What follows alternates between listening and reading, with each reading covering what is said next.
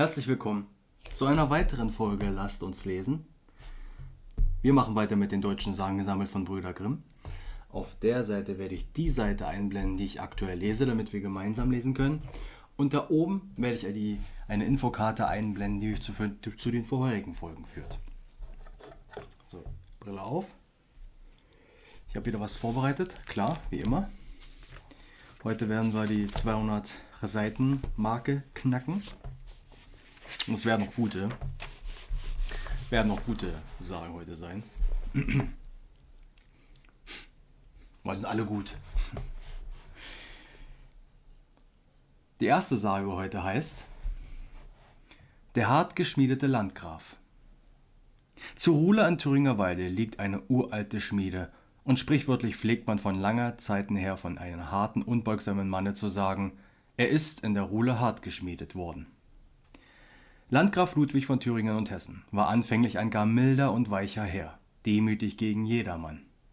Da huben seine Junker und Edelinge an, stolz zu werden, verschmähten ihn und seine Gebote, aber die Untertanen schatzten und drückten sie aller Enden. Es trug sich nun einmal zu, dass der Landgraf im Walde jagte und ein Wild antraf, dem folgte er so lange, dass er sich verirrte und ward benächtigt. Da gewahrte er eines Feuers in der Runde, richtete sich danach und kam in die Ruhler zu einem Kammer oder einer Waldschmiede. Der Fürst war mit schlechten Kleidern angetan und hatte sein Jagdhorn umhangen. Der Schmied fragte, wer er wäre. Er sagte, des Landgrafen Jäger. Da rief der Schmied, Pfui, des Landgrafen? Des barmherzigen Herrn? Wer ihn nennt, sollte allemal das Maul wischen. Ludwig schwieg, und der Schmied fuhr fort, herbergen will ich dich wohl. In dem Schuppen da findest du Heu, magst dich mit deinem Pferde da behelfen. Aber denke nicht, dass ich dich deines Herrn willen aufnehme. Der Landgraf ging an den angewiesenen Ort, konnte aber trotz aller Müdigkeit nicht schlafen, denn die ganze Nacht arbeitete der Schmied, und wenn er mit dem großen Hammer das Eisen zusammenschlug, sprach er bei jedem Schlag, Landgraf werde hart wie dies Eisen. Und schalt ihn und sprach weiter, du böser, unseliger Herr, was taugt dein Regieren den armen Leuten? Siehst du nicht, wie deine Räte das Volk plagen und dir im Mund ummähen? Das falsche Vorreden. Und erzählte so die liebe lange Nacht und Gesell und Lehrbuben, was für Untugenden die Beamten übten. Klagten dann die Untertanen, so wäre niemand, der ihnen Hilfe leistete, denn der Herr nehme es nicht an. Die Ritterschaft spottete seiner hinter dem Rücken, nenne ihn Landgraf Metz und halte ihn gar unwert. Unser Fürst und seine Jäger treiben die Wölfe ins Garn, die Amtleute aber die roten Füchse in ihre Beutel, die Goldmünzen. Mit solchen und anderen Worten redete der Schmied zu seinen Gesellen, und wenn die Hammerschläge kamen, schalt er den Herren und hieß ihn hart werden wie das Eisen. Das trieb er bis zum Morgen. Der Landgraf aber fasste alles zu Ohren und Herzen, nahm auch dem wackeren Schmied kein Wörtchen übel, war im Gegenteil dankbar für die unerbetene Belehrung. Seit der Zeit war er scharf und ernsthaftig in seinem Gemüt und begann die Widerspenstigen zu bezwingen und zum Gehorsam zu bringen. Das wollten einige Ritter nicht leiden und wagten sich gegen ihren Herrn aufzulehnen. Als er nun einem, der sich widersetzte, vor der Burg rügte, sammelten sich die anderen, um ihm zu Hilfe zu kommen. Da zeigte ihnen Ludwig, dass er hart geschmiedet war, zog ihnen bei Naumburg entgegen, bezwang sie und führte sie gefangen auf die Burg. Hier strafte er sie zunächst mit harten Worten. Den Eid, den ihr mir geleistet, habt ihr schlecht gehalten. Nun wollte ich eure Untreue wohl nach Gebühr mit dem Richtschwerte lohnen. Doch da spräche man, ich töte meine eigenen Diener. Wenn ich euch eure Güter nehme, so würde mir das auch nicht gedank, dass ich das Heer der Bettler vermehrte. Ließ ich euch aber ungezüchtigt los, so achtet ihr meines Zornes fürder nicht. Da nahm er sie und führte sie auf das Feld, fand einen Pflug, spannte der aufrührischen Edelleute je 4 hinein und ackerte mit ihnen eine Furche, während seine Diener den Pflug hielten. Er nahm die Geißel und hieb, dass sie sich beugten und auf die Erde fielen. »Heute geht's euch wie den armen Leuten«, rief er ihnen zu, »die eure Geißel so manchmal bei schwerer Arbeit fühlen mussten.« Wenn dann eine Furche gezogen war, spannte er wieder 4 andere ein, bis alle daran gewesen und der Acker umgepflügt war. Danach ließ er das Stück Feld mit großen Steinen einzäunen, zum ewigen Gedächtnis, machte es auch frei zu einem Asyl, so dass jeder Übeltäter, wie groß auch sein Vergehen sei, auf diesem Lande unangefochten bleibe. Wer die Freiheit brechen würde, sollte den Hals verloren haben. Das ist der Ursprung des Edelackers. Die Gedemütigten führte der Landgraf hiernach wieder auf die Naumburg, wo sie ihm aufs Neue schwören und huldigen mussten. Nach diesem Strafgerichte wurde der Landgraf überall gefürchtet, und die den Pflug gezogen hatten, schämten sich. Die Geschichte wurde allerwärts in deutschen Land bekannt. Etliche schalten den Herrn darum, wurden in ihm gram. Etliche schalten die Beamten, dass sie untreu gewesen. Etliche sagten auch, dass sie sich eher hätten töten lassen, als in den Pflug spannen. Viele Diener demütigten sich unter ihren Herrn. Den tat er gut und hatte sie lieb. Andere konnten aber die Schmach nicht vergessen und standen ihn heimlich nach dem Leben. Solche ließ er hängen, enthaupten, ertränken oder in den Stöcken sterben. Um sicher zu sein vor heimlichen Anschlägen, ging er stets mit einem eisernen Panzer, deshalb nannte man ihn den Eisernen Landgrafen. Im Jahr 1173 befiel ihn eine schwere Krankheit, an der er starb. Da versammelte er auf der neuen Burg, wo er lag, die Ritterschaft, die ihm widerspenstig gewesen war, und sprach: »Ich weiß, dass ich sterben muss.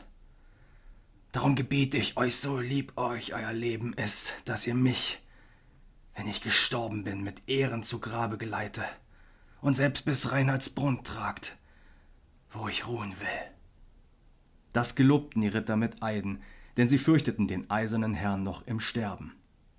Als er gestorben war, taten sie seinen letzten Willen und trugen ihn auf ihren Achseln mehr als 10 Meilen weit. Mal eine kleine Frage an euch und speziell an die Thüringer. Wen würdet ihr gerne auf den Edelacker schuften sehen? Schreibt's nicht in die Kommentare. Gibt nur Ärger. Na gut, trotzdem sehr tolle Geschichte. Ich kann das mir richtig vorstellen, wie der Schmied an seinem Amboss stand und dann mit dem Hammer jedes Mal: Landgraf werde hart, Landgraf werde hart, Landgraf werde hart. Super. Wird bestimmt irgendwo mal verfilmt, schätze ich. Zu den letzten habe ich noch eine Erklärung im Weltnetz gefunden. Offenbar prüfte einmal der Ludwig die Treuer seiner Leute, indem er das Gerücht streute, er sei verstorben. Er legte sich darauf im Totengewand auf die Bahre und hörte den Edelleuten zu, die nach der Sitte ihm seine letzte Ehre erwiesen. Als sich nun einige über seinen Tod freuten und das auch unmissverständlich aussprachen, sprang Ludwig auf und zwang sie nicht nur um Verzeihung zu bitten, sondern auch ihm nach seinem echten Tode, auf den Schultern zum Kloster Reinhardsbrunn zu tragen. Und aus Angst, es könnte eine erneute List sein, taten sie es dann auch.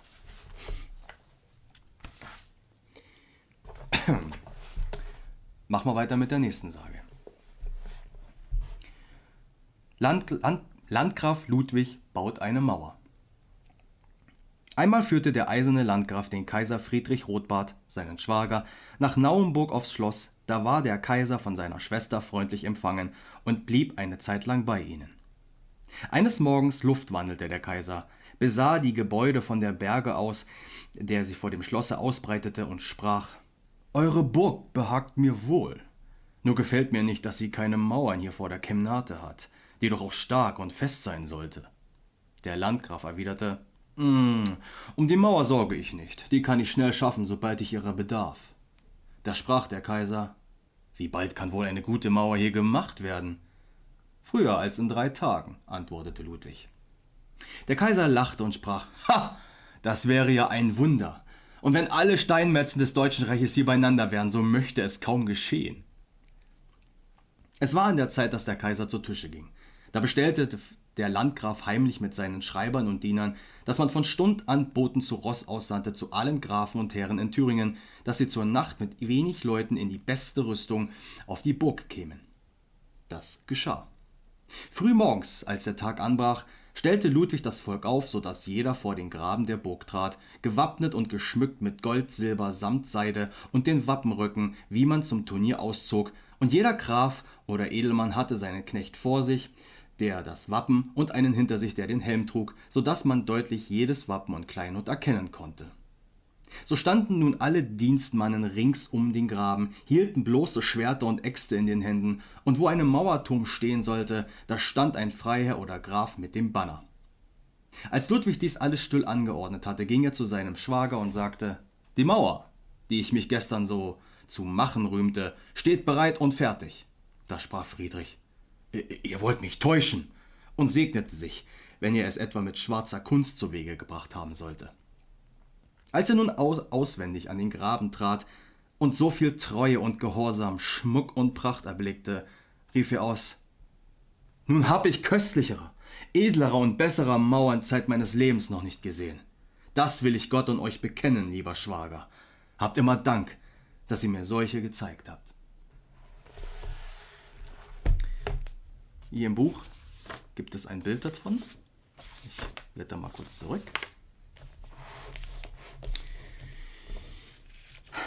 Der Herr im Grün ist der Herr Ludwig, der eiserne Graf.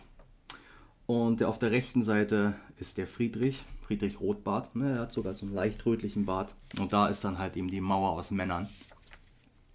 Und wie man hier auch sieht, der Ludwig ist in so einem Kettenpanzer, so ein Kettenhemd hat er sowohl an den Füßen als auch an den Armen. Also er trug immer Eisen um sich rum, um sich zu schützen. Schön, schön. Gut. Machen wir weiter mit der nächsten Sage.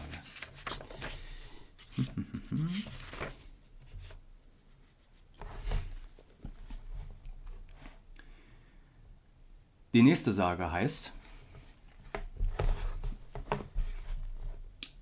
Der Sängerkrieg. Auf der Wartburg bei Eisenach-Kahn im Jahr 1207 6 tugendhafte und vernünftige Männer zusammen, die dichteten Lieder, an die man später durch das Wort Sängerkrieg erinnert wurde.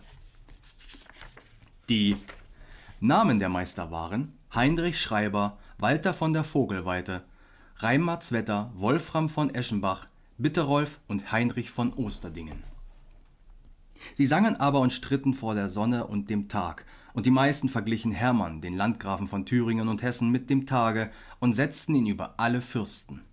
Nur Osterdingen pries Leopold, Herzog von Österreich, noch höher und stellte ihn der Sonne gleich. Es war aber ausgedungen, wer im Streite unterliege, dessen Haupt solle fallen, und Stempfel, der Henker, musste mit dem Strick daneben stehen, damit an dem Ernste der Sache kein Zweifel blieb. Heinrich von Osterdingen sang nun klug und geschickt, allein zuletzt wurde ihm die anderen überlegen und fingen ihn mit listigen Worten, weil sie ihn gern aus Neid von Thüringer Hofe weggebracht hätten. Da klagte er, dass man ihm falsche Würfel vorgelegt, damit er habe verspielen müssen. Die anderen antworteten damit, dass sie Stempfel riefen, dass er seines Amtes warte.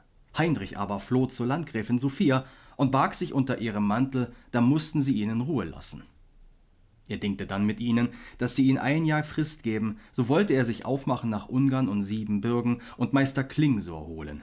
Was der urteile über ihren Streit, das solle gelten. Dieser Klingsor galt damals für den berühmtesten deutschen Meistersänger, und weil die Landgräfin den Heinrich ihren Schutz bewilligt hatte, so ließen sich alle die Sache gefallen. Heinrich von Osterdingen wanderte fort, kam erst zu den Herzog von Österreich und mit dessen Briefen zu den Meister in Siebenbürgen, dem er die Ursache seiner Fahrt erzählte und seine Lieder vorsang. Der Sachverständige lobte diese sehr und versprach, mit ihm nach Thüringen zu ziehen, um den Streit der Sänger zu schlichten. Unterdessen verbrachten diese die Zeit mit mancherlei Kurzweil, und die Frist, die man Heinrich bewilligt hatte, nahte sich ihrem Ende. Da nun Klingsor noch immer keine Anstalt zur Abreise machte, wurde Heinrich besorgt und sprach: »Meister, ich fürchte, ihr lasst mich im Stich, und ich muß alleine und traurig meine Straßen ziehen. Dann bin ich ehrlos und darf zeitlebens nimmermehr nach Thüringen.« Da antwortete Klingsor: »Sei unbesorgt. Wir haben starke Pferde und einen leichten Wagen. Wir machen den Weg in aller Kürze.« Heinrich konnte vor Unruhe nicht schlafen. Da gab ihm der Meister abends einen Trank, wovon er in einem tiefen Schlaf sank. Zu seiner Verwunderung hörte Heinrich darauf wohlbekannte Glocken läuten, stand auf und rief: »Gottlob, ich bin in Hellgreifenhof, dem besten Wirtshaus, in Eisenach. Hier sehe ich St. Gregor-Tor und die Leute, die davor stehen und über Feld gehen.« Bald wurde die Ankunft der beiden Gäste auf der Wartburg bekannt, Und sogleich befahl der Landgraf, den fremden Meister ehrenvoll zu empfangen und ihm ein Geschenk in das Gasthaus zu bringen. Bald darauf entbot er Klingsor auf die Wartburg, erwies ihm große Ehre und zog ihn zur fürstlichen Tafel. Nach dem Essen ging Klingsor aufs Richterhaus, Ritterhaus, wo die Sänger saßen, um Osterdingens ledig zu machen. Von diesen weiß die Sage nichts mehr zu berichten. Klingsor führte seine Sache und kämpfte in Gedichten mit Wolfram von Eschenbach, der aber tat so viel Sinn und Behendigkeit kund, dass der Meister ihn nicht überwinden konnte. Klingsor lohte weit aus und sang von Anbeginn der Welt bis auf die Zeit der Gnaden. Wolfram aber setzte mit der göttlichen Geburt des ewigen Wortes ein und mit den Geheimnissen des Christentums. Höher konnte sich Klingsor nicht verteidigen und zog also den kürzeren. So gingen sie den ersten Tag auseinander. Klingsor hatte aber bemerkt, dass Wolfram mit gelehrten Worten um sich geworfen und wollte der Sache auf den Grund kommen. Wolfram hatte eine Herberge in Titzel-Gottschalks Hause, dem Brotmarkte gegenüber mitten in der Stadt. Da besuchte ihn Klingsor mitten in der Nacht, ein zweiter Nikodemus, und legte ihm allerlei kitzlige Fragen vor, um zu erfahren, ob Wolfram ein Gelehrter oder ein Laie sei. Wolfram aber war bloß gelehrt in Gottes Wort, sonst einfältig und unerfahren in andern Dingen. Als ihn nun Klingsor über die Sterne des Himmels befragte, schwieg Wolfram. Da lachte ihn Klingsor aus und verließ ihn. An die Wand des Hauses aber meißelte er die Worte ein: Wolfram, du bist ein ganz gewöhnlicher Laie und sollst Hallens Taps heißen. Diese Schrift wurde von vielen gelesen. Titzel Gottschalk, der Gastwirt, ärgerte sich schließlich darüber, dass sein Kunde so verhöhnt wurde, hob den Stein aus und warf ihn in die Hörsel. Klingsor aber, nachdem er dieses ausgerichtet hatte, beurlaubte sich von den Landgrafen und fuhr mit Geschenken und Gaben belohnt samt seinen Knechten wieder weg, wie und woher er gekommen war. Hiermit schließt die wunderliche Sage. Es scheint daraus hervorzugehen, dass Osterdingens Idee den Sieg behalten hat, weil niemand einen Dichter und sein Werk verurteilen darf, der nichts davon versteht und selbst nichts Besseres zu schaffen fähig ist. Ja, gerade das Letzte ist in unseren Tagen so aktuell wie nie. In den Weiten des Weltnetzes ist ja nun jeder ein Fachmann. Bei Suchmaschinen ein Quell unendlich ungeprüfter Argumente ist und gebildete Menschen aus Scheu vor Streit lieber den Mund halten. Wer weiß, wann der Mensch es schafft, die junge Technik vollends zu beherrschen. Naja, der Sängerkrieg. Hier wird es jetzt recht dramatisch beschrieben. Aber wenn man es mal auf das Grundlegende herunterbricht, war es doch nicht mehr als ein Rap-Duell oder in Deutsch ein Schwarzkampf. Naja, immerhin war der Aufführungsort keine schmutzige Gasse oder verrauchte Spelunke. Gut, zum Klingsor habe ich noch etwas recht Spannendes gefunden. Klingsor ist eine oft verwendete Zaubergestalt und spielt in der deutschen Mythologie eine ähnliche Rolle wie Merlin aus dem anglo-irischen Mythos. In unterschiedlichen Geschichten ist er mal ein Maler, ein Dichter, ein Lehrer, ein Gehilfe in einem Buchhandel oder eben auch ein Zauberer. Im letztgenannten ist er ebenso ein Herzog, der eine Affäre mit der Königin von Sizilien hat und darauf zur Strafe kastriert wird. Die Geschichte wird dann noch etwas wilder. Sein Hass auf die Welt wächst, darum lernt er die Zauberkunst, darum baut er ein Schloss auf einen Berg, in den er Männern und Frauen getrennt gefangen hält, und nur wer die Gefahren des Minnedienstes übersteht, kann sie befreien. Jetzt habe ich mich gefragt, was ist denn ein Minnedienst? Also erkläre ich es euch. Naja, also eine genaue Definition gibt es dazu nicht, weil es keine mittelalterliche Begriff ist, sondern erst im 19. Jahrhundert von Rüdiger Schnell geprägt wurde, ein deutscher Philologe und Literaturwissenschaftler. Es gibt auf Wikipedia zwar einen kurzen Beitrag dazu, aber ich versuche es mal in meinen eigenen Worten. Also der Minnedienst galt im Hochmittelalter als eine ritterliche Pflicht. Es ist die idealisierte Vorstellung des schmachtenden Ritters nach einer unerreichbaren Frau durch den Stand und oder durch die Ehe. Dabei wird die Frau über alles gestellt und in den Minnegesängen verehrt. Im Minnedienst ist der Weg das Ziel. Angestrebt werden das unendlich lange Annähern und das stille Aushalten der Spannung dabei. Ich glaube, jeder von euch kennt diese Spannung, vorausgesetzt ihr wart schon einmal heimlich in jemanden verliebt. Die Fähigkeit auszuhalten ist hierbei die Tugend. nicht an der Spannung zu zerbrechen, den Drang nach dem Erfüllen des im Geiste noch so reinen Wunsches zu widerstehen. Das ist der Pudelskern. Und damit beende ich heute die Folge. Ich hoffe, es hat euch gefallen und dann sehen wir uns wieder bei der nächsten Folge. Bei Korrekt. Lasst uns lesen. Bis zum nächsten Mal. Tschüssi.